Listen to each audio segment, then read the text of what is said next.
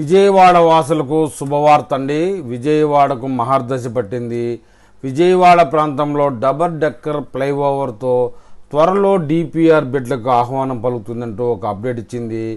విజయవాడలో double decker flyover DPR కోసం RFP కోరింది. కన్సల్టెన్సీ ఎంపింగ్ కోసం టెండర్లు కూడా వేస్తున్నారంట. దీని గురించి ఇప్పుడు మనం పూర్తిగా విశ్లేషణ చేద్దాం. విజయవాడ మెట్రో రైలు ప్రాజెక్టులో ఆంధ్రప్రదేశ్ ప్రభుత్వం మరో ముందడుగు వేసింది. చెన్నై కోల్కతా జాతీయ రహదారిపై డబుల్ డెక్కర్ ఫ్లైఓవర్ నిర్మాణానికి సన్నాహాలు అయితే చేస్తూ ఉందని చెప్తా ఉన్నారు. దీనికి సంబంధించి డిపిఆర్ కోసం సలహా సంస్థల నుంచి దరఖాస్తులు అయితే కోరింది. గన్నవరం నుండి పిఎన్బి వరకు మెట్రో మార్గం నిర్మించనున్నారు. ఈ డబుల్ డెక్కర్పై ఫ్లైఓవర్ అందుబాటులోకి వస్తే విజయవాడలో ట్రాఫిక్ రద్దీని చాలా వరకు తగ్గించవచ్చని భావిస్తూ ఉన్నారు. ఆంధ్రప్రదేశ్ ప్రభుత్వం విజయవాడ మెట్రో రైల్ ప్రాజెక్టుకు సంబంధించి మరో ముందడుగైతే వేసింది. చెన్నై కోల్కతా నేషనల్ హైవే 16పై రద్దీగా ఉండే ప్రాంతంలో డబుల్ డెక్కర్ ఫ్లైఓవర్ నిర్మాణానికి సిద్ధమైన సంగతి అందరికీ తెలిసిందే. ఈ మేరకు డబుల్ డెక్కర్ ఫ్లైఓవర్కు సంబంధించి డిపిఆర్ తయారు చేయడానికి Andhra Pradesh metro rail corporation limited సలహా సంస్థ నుంచి అంటే ఆర్ఎఫ్పి నుంచి సలహా కోరిందండి. నేషనల్ అథారిటీ ఆఫ్ ఇండియాతో కలిసి ఏపీఎంఆర్సీఎల్ ఈ ఫ్లైఓవర్ను నిర్మించనుందని చెబుతున్నారు. ఈ నెల చివరిలో బిడ్లు దాఖలు చేయడానికి గడువు ఇచ్చారు. అదే రోజు సాయంత్రం బిడ్లు తెరుస్తారు.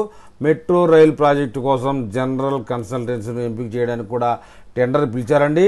విజయవాడలో మెట్రో రైల్ ప్రాజెక్టులో భాగంగా మొదటి దశలో 38.40 కిలోమీటర్ల మేర అంటే దాదాపు 39 కిలోమీటర్ల మేర రైలు మార్గాన్ని నిర్మించనుంది.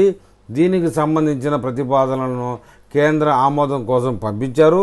మొదటి కారిడార్ గన్నవరం నుంచి పిఎన్బి వరకు, రెండవ కారిడార్ పెనమనూరు నుండి పిఎన్బి వరకు నిర్మిస్తారు.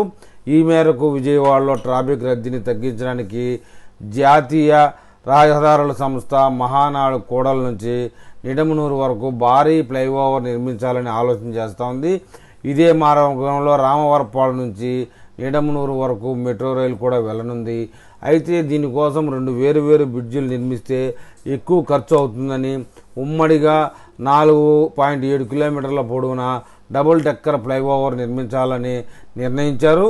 అప్పుడు పైన మెట్రో రైలుకు కింద వాహనాలు వెళ్లడానికి ఇబ్బందులు ఉండవని అంటా ఉన్నారు. ఈ ఫ్లైఓవర్ నిర్మాణానికి అయ్యే ఖర్చు ఎన్హెచ్ఏఐ, ఏపీఎంఆర్సీలు భరిస్తాయి.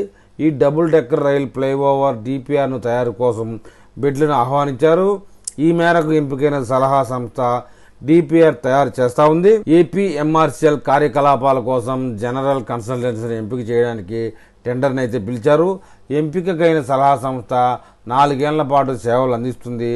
దీనికోసం 205 కోట్లతో బిడ్లు అయితే పిలిచారు. ఈ నెల 16వ తేదీ వరకు బిడ్లు దాఖలు చేయడానికి అవకాశం ఉంది. అదే రోజు సాయంత్రం బిడ్లను తెరుస్తారు.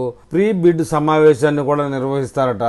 మొత్తం మీద ఏపీ ప్రభుత్వం విజయవాడలో మెట్రో రైల్ ప్రాజెక్టుకు సంబంధించి పనుల్ని వేగవంతం చేసింది. ఇటు విశాఖపట్నం మెట్రో రైల్ ప్రాజెక్టు పనులను కూడా వేగవంతం చేశారు. ఈ మేరకు బిడ్ల వరకు ముందడుగు పడిందండి.